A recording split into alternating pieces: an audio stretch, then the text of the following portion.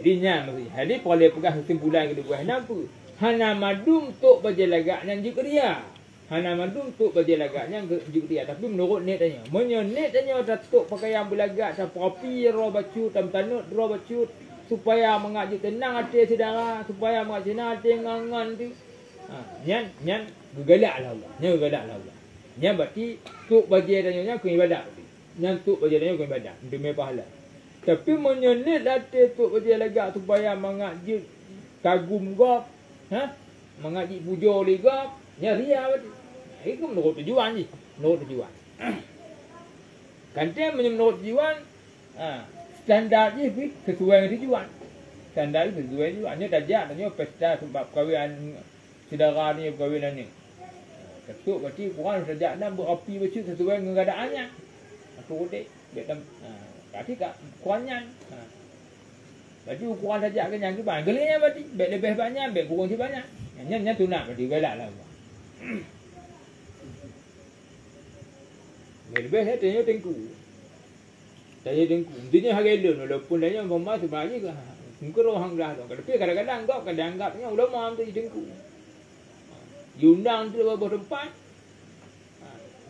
Ini nak diundang tengku. Nak diundang pemerintah. Nak diundangnya. Nak diundang aparat. Gop madu lagak aja. Dari kalangannya lagak aja. Kalangannya lagak aja. Ada jalan tengku. Ngempong kopah-kopah nak kita pergi. Kau kambuk tengku lain kadang-kadang. Ni buk dia mendang hau. Nyo kadang-kadang nyo kek tengku lain je. Hang kena tengku handang-undang ikut dia hanak buhi tengku ada undang dan nya je. Kalau buk tengku lain kada. Jadi nyan kebenci lah Allah nyan baik tu tuhut roy nah. Umma gitu ha pun tengku tuhut sini. Ha pun tuhut huai.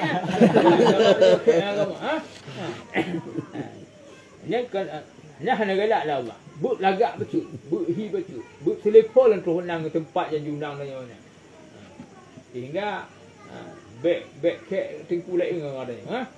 Jadi lepas api dia kalau baca buk selefol ke tempatnya, nyan digalak lah. Jin ibadat. Nampak lah.